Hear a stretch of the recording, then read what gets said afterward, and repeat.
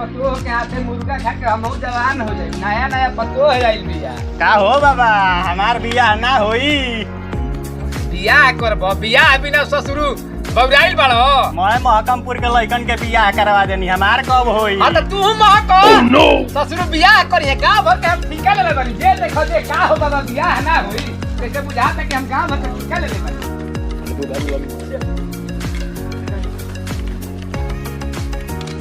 ये देखा जे चलाता पूछत का हो बियाह ना करे। बियाह के हम ठिका ले ले बानी गांव भर के। का हो बाबा ई का ले ले बारो?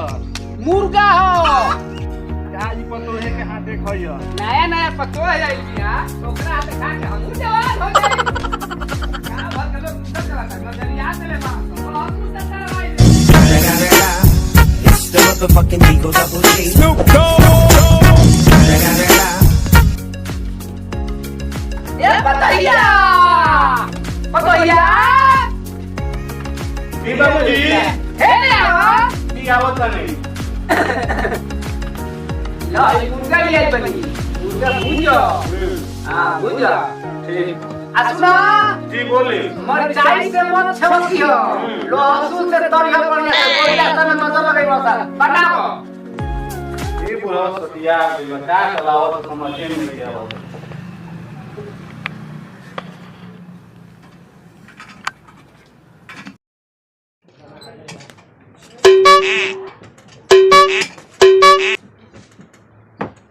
माई का बेटा हई का लेके आइल बड़ा? तोहरे दादा लेके आइल बा मुर्गा। हम तीता लगल हम ना खाई में। चुप नतिया ना खाई। बुढ़ावा बुढ़ारी में सतिया गइल बा। का धनकत बड़ू हो? तोहरे बाबूजी लाइल बा मुर्गा। ठीक बजा त ले पड़न त का करबू? बहन में बनावे खाए के बनू। हम ना बनाए, हमार देह दर्द करतली। रहुए बनाई या रहुए खाई। पतैया ए पतैया आप लोग का चिल्लात रहो? काते मुर्गा ले आई नहीं बनावे खातिर। आवत त बले में देखत नहीं कितना गर्मी बा। आज तर मौगी रे। सुतल बिया। अरे बाप होई देखो ससुरु में हर मऊ क्या बनाओ तारो? हां ई बुढ़ावा ढेर सठिया गेल। देखते बड़ो के मुर्गा गरिया दला से गो बेटा काहे बोला दादा के हमरा? वो चल मेरे संग ढार मोह लगत तो हम खाली ससुराल जाए बैठ जा चुप। बेटा मत हमर जिया मुर्गी के लगो। आयो दादा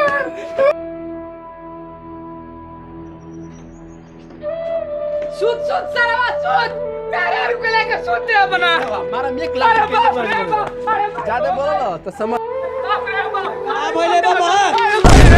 अरे दादा अरे भाई अरे का कोई है बाबू का एगो बेटा हमारे बा मार के हमरा के कुदारी जानता। ओकरा बियाह में हम का ना कोई नहीं रुपया निकाल के सारा पेंशन के रुपया रिटायरमेंट रुपया लगा देली और बियाह शादी कर देली। मुर्गा ले आली मुर्गा बना के सुना में खुद खा गयो सब अपने।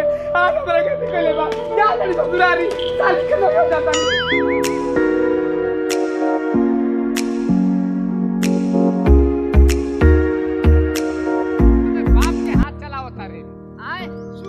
ई कौन भलाई के जमाना बा ए दादा? हमरा के मारा था बुढ़ापा में। अरे माई अरे दादा अरे बाप रे बाप अरे मारे अरे बाप कोई ससुरारी के रास्ता में रे दादा। हाय रे माई बियाह हवा में आई नहीं तो कदरा बने ढलैया रहे। अरे माई रे माई अरे दादा चल एगो त बेटा पतो हमरा के अथी को दिया कइले बा। आ एगो रास्ता है ससुरारी के बा। अब की बार आम लागत बहुते आइल बा। पूरा गांव बटवाओ तनी तुरवा के अब की बात पता ओई क्यों ई तो हितवा लगे कहां होई तो? अरे माई माई अरे बाप रे बाप अरे दादा उठा उठा। अरे हम जानी कि बानर कूदल हा। अरे बाप तोरो गांव में बानर दिखता? अरे बाप रे कहाँ से ससुरारी में 4 गो लौकेला। अच्छा अच्छा अच्छा जा तनी तोहरे झुम झुम ठाकुर के घरे जा तनी। अच्छा सुनी सुनी हां हई का हो हई रुमाल ना मिला तो यही ले लेनी। हां परी रुमाली रुमाल बा होता है।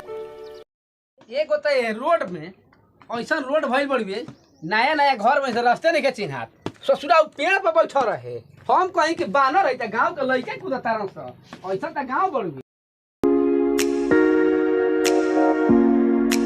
यही घर बा ढेर दिन पहला पर रास्तो नहीं के चिन्हात चिल्लाए तो के ह फिटकिरी ए फिटकिरी आई है ले बैठा तनी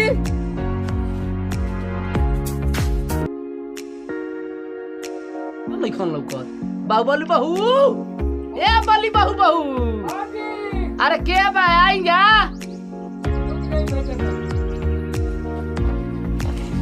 अरे ही कबे से चिल्लाता है दीवारी पर पहला बार आई रही परिछत रहे लोग लोटा से किसे लोड़ा से चलो चलो चलो जो नहीं कहना क्या चलो चलो ये दाई अपना दोपहरी में क्या करेला सब बतवा खड़े खड़े पूछ रहे के बैठाऊ के पूछबो चलो चलो कोई बाहुबली तो हुई का गाड़ी लोग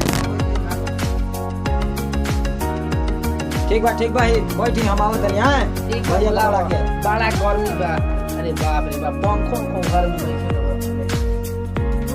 गोर लागत नहीं है केहू ना दूसरा तू मेहर मौके हो गइल बा देखे भगिना मेहर मौ भइल बा आज ओकरे देन हो ये दुपहरिया में आइल बनी हां ही तो अब कायदा कहां बाड़ी तार कोने यहां आवत तरी लाओ केने बारू सटकर रहा तारा मेहर मौ गऊ नाम है पहुना खुश रहा तनी हटी जी बैठे दी बैठ बड़ा ढेर दिन पहल बनी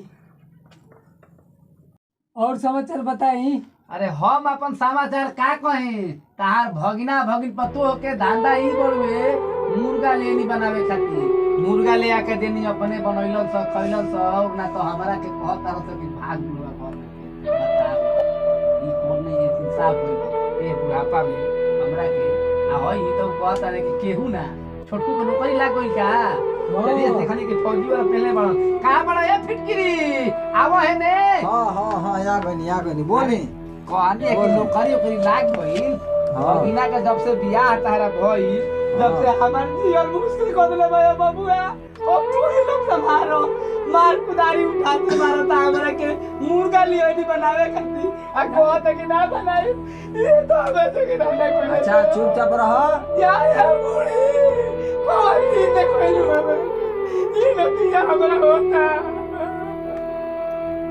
भैया चलल जाओ हमनी के दोनों भाई ठीक बा अब जाके ओकरा के समझाओ जा तो भगिनवा के तू लोग चल के ओकरा के समझाओ जाओ। कहता भगल से बियाह ठीक बा जाओ तो तैयार हो गया वो चलो के समझाओ या तैयार हो साला हमार लड़ाई बहिन रही तब आज तक लिंकर ऐसा हाल ना होई चुप रह तो चुप रह तारा लोग हमरा भरोसा मत में हां चला ए जाए बरा रह सुबह चला जाए मुर्गा बने ए जा खाई जाए मुर्गा के छोड़ा ओकर के सरवा के ओकरा हटाओ